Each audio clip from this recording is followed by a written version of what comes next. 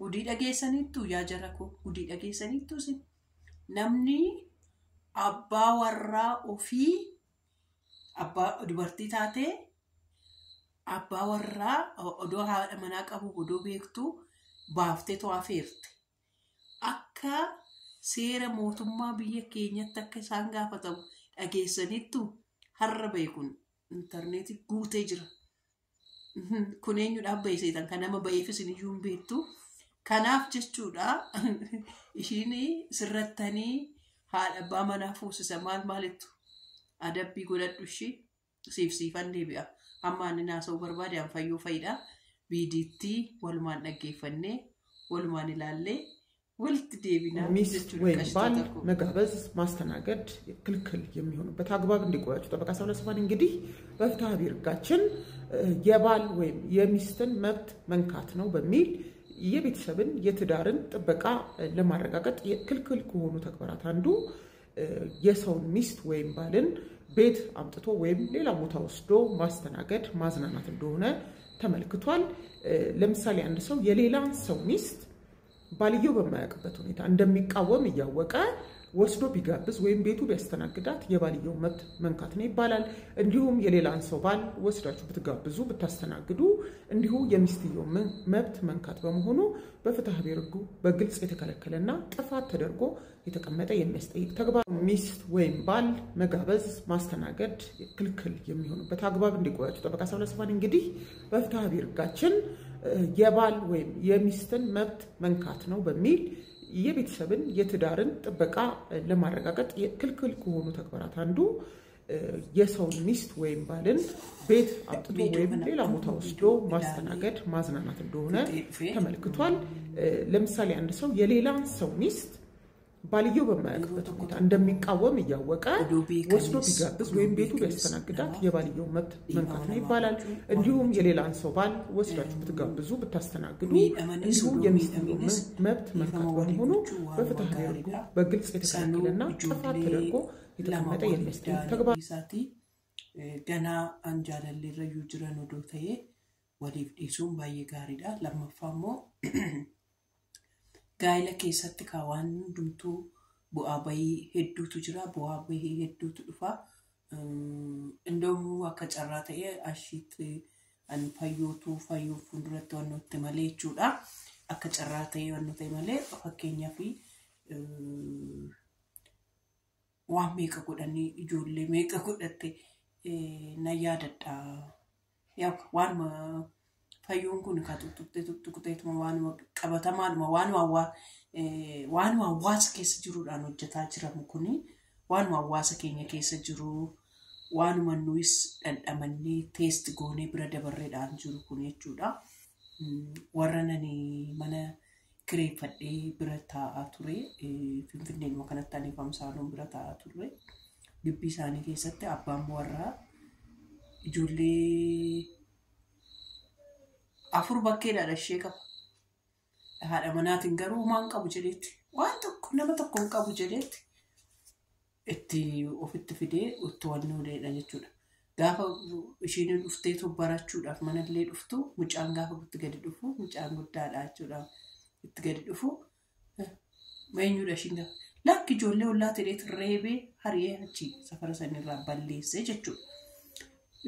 Gizaan shamarranii ta'u xiqqoo ishee hin cima maaliif akka inni cimu hin beeku beektaa shamarran irratti baay'ee cima garuu jireenya gaa'ilaan asiitu nama aarsa malee jireenyi gaa'ilaan achi yaa oolma sobanii ol dhabuunis hin jira isa jedhu ishiin kana narratti bartee nan abaalaata isa jedhu natti fakkaata.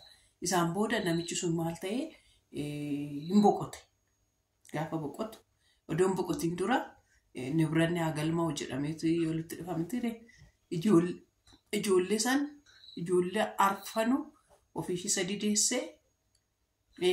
sadi deessee fi ijoolleen arfan bakkee jiru anu fi guddisan tokko bakkeedha guddisan tokko ijoollee 8 dhaalamuudhaaf walitti galmeeffamee booda dhuma irratti achi keessaa mucaanii Hussein jedhamu muslimni ani hin barbaadu jedhee amma gad deebi'ee gara torbaatti deebi'eet ijoollee torbatu qabeenya san hirachuudhaaf waliin qophaa'ee jira jechuudha mana isaanii sana jechuudha. Kana maal faasin hin jedhe seetan oduu ammaan fayyoo ta'u an jiraa odoo ta'eera ta'ee akkas hin cimu. Gaafa shamarranii ta'u garuu gaafa waaliif dhiirotas ta'ee hawaasa keenyas ta'ee maaliif akkas cimsamu beeku jechuudha dhugaa rabbi maaliif shamarran irratti akkas akka inni karrareetoo shamarran irratti akkas ta'u jechuudha. Baqa dogoggorri uumame miti dhaladhaan uumame dhaladhaa maali jiraan si yoo dhiifama goote fakkeenyaaf odoo gaa'ela keetiin asittan jiru ta'e baay'ee nama guba jechuudha baay'ee nama aarsa jechuudha.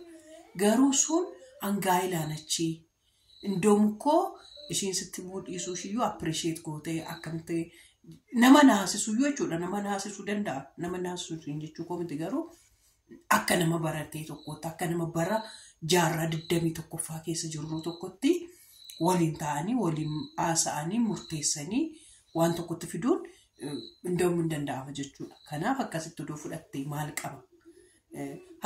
Ka viidiyoo ishiin kaleessa hojjette irratti keessi koo mana deemi na godheeti deemuu barbaadeen ture. Abbaa manaa kootti yookaan ifannoo deessaa ture.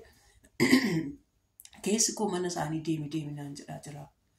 Garuu akkamittan deema nama silkisi jalaan gaafne nama silkiidhaan bilookii nama godhe akkamitti deemama jedheen qomii bilookii jalaa na baaftetti jedhee gaafa silkii ishii irratti yaalu silkiin ishii bilookii akkuma bilookii ta'e ittiin jira.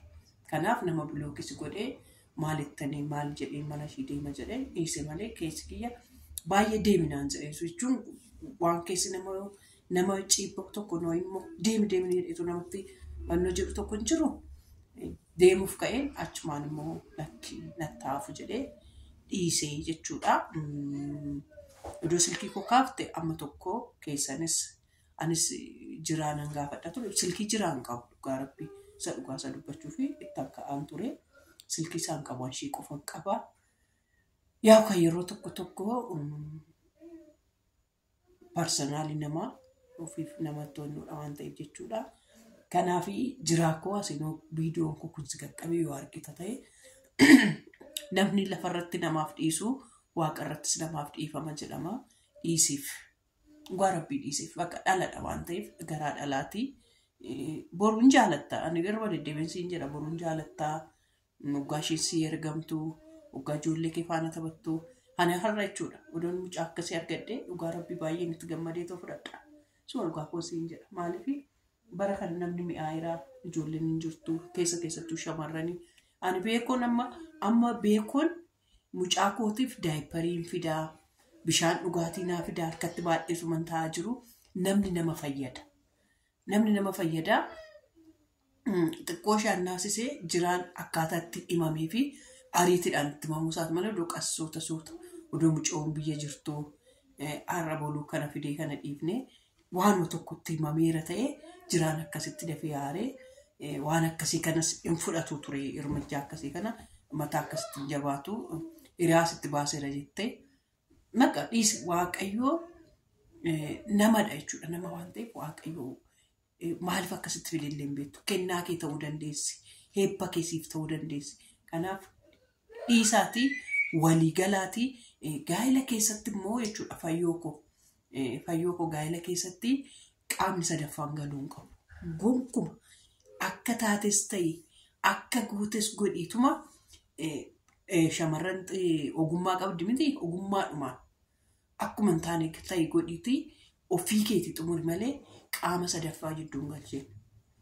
Boru dudduubanis qaama sadaffaa jidduu galchite santu dudduuban fideet waan ta'e akkasitti nama tuttuqaa jechuudha. Maaliif irraa ijoollee waan dubbattan waan haasoftan hin irraanfatin jira hin irraanfatin. Gaafa sabboontuuni fayyoon mucaa biyyaa qabdii jettu maarree biyyaa qabattee mucaadhaa na fudhadhaa faanansi madhan jenne viidiyoon sun jira. Isa dubbatte san yaadadhu akkasumatti fudhadhu.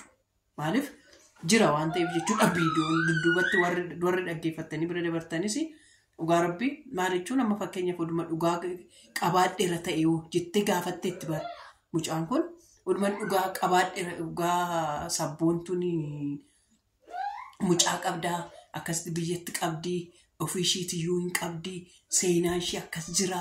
Maal jettee egzeesi viidiyoo darbe keessatti isheen dubbattu maal jette? Dhuguma odoon qabaadhee hoo maal jettaa jennaan dhugaadhumarree nan fudhadhaa akkuma mucaa kootittan ilaalaa. Viidiyoo sun nusti jira kana dhageera gurra kootiin jechuudha dhageera. Kanaafi isuma jecha dubbattan san raawwachuudha. Amiin jedhii too bakka dhalate miti amiin jedhii fudhadhu. Keessa naannoo waan baay'ee na barsiisaa jirtu. Barumsa qaba viidiyoon isaanii namni asirratti hubatee ilaalee fi barumsadha. Waan hundumtuu gaa'ela keessatti iftoominni baay'ee barbaachisaadha. Iftoominaan walitti himuun barbaachisaadha. Ani waan ana haarii tokko waan ana haariillee jechuudha. Yani waan inni dadhabe keessa tokko sirriitti immoo gaa'ela koo keessatti waan ta'e nan haaraa ogummaan haaree oggaasan nan dubbadhaa fuulduratti booluuf hin jedhu. Sirriitti ana haarii dubbadhee maal jedheedha.